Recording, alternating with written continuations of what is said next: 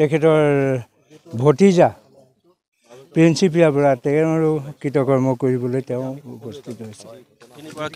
বহুত দুৰ্ভাগ্য, তিনিগৰাকীৰ কৰ্ম তেখেতে অকলেই কৰিব, বৰ্তাক হিচাপে, পিতৃক হিচাপে আৰু আপোনাৰ ভাতৃ হিচাপে, জ্যেষ্ঠ ভাতৃ হিচাপে তেখেতে অকলেই এইখিনি কৰ্ম কৰিবলৈ উপস্থিত হৈছে। গতিকে এইখিনি বহুত দুৰ্ভাগ্যজনক কথা। গতিকে কি জনাম, তেখেতসকলৰ আত্মা সদগতিৰ কাৰণে আমি ভগৱানৰ ওচৰত প্ৰাৰ্থনা কৰিছোঁ। ভাইৰ নাম আমি দুজন আছিলোঁ, ককাই ভাই। তাৰে নিতানন্দ বৰা, তেখেতে গৈছে, আপোনালোকে নিশ্চয় জানিছেই। তাৰপৰা মোৰ এই দুটা পৰিয়ালৰ, ককাই ভাই দুইটা পৰিয়ালৰ ভিতৰত 3জন ইতিমধ্যে হানি হ'ল। আজি 3জনৰ হৈ মই তিলনীৰ কাম কৰিবলৈ আগবাঢ়িছোঁ। এই মোৰ ছোৱালী, মোৰ ভাই আৰু ভতিজা কি ইয়াতে হৈছে, আৰু পিতৃ হিচাপে মই কামভাগ কৰিবলৈ আগবাঢ়ি আহিছোঁ। কিনো ক'ম, বহুত দুখৰ বিষয়।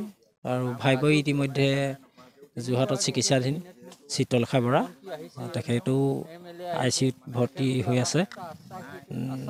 কালি গৈ কিছু আগবঢ়াই থৈ আহিছোঁ, মানে চাই আহিলোঁ।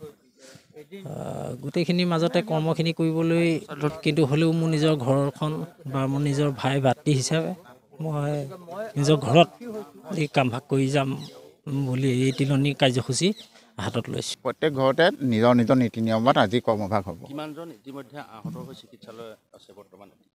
এতিয়া আছে, মানে যোৰহাট মেডিকেলত আছে 25জন আৰু গুৱাহাটী মেডিকেলত আছে 4জন।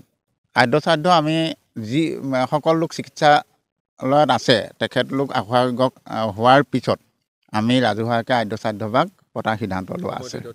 সময়টো আমি এতিয়া ঠিক কৰিব নোৱাৰিম, যিহেতু মানে পৰিস্থিতি বৰ এতিয়া ভাল হৈ থকা নাই। সকলো ঘূৰি অহাৰ পিছতে এইটো চিন্তা কৰা হ'ব। এইটো আমাৰ বচা ভৰুৱা নামঘৰৰ অংশীদাৰ হয় সকলো, আৰু এই আমাৰ নামঘৰৰ এটা ঐতিহ্য আছে যে মানে সকলোৱে মিলিজুলি তাত কৰ্ম সম্পাদন কৰা হয়। গতিকে সেইকাৰণে আমাৰ নামঘৰৰ অংশীদাৰসকলে সিদ্ধান্ত মৰ্মে মানে আৰু ওচৰ চুবুৰীয়া ৰাইজৰ সিদ্ধান্ত মতে কামবিলাক কৰা হয়।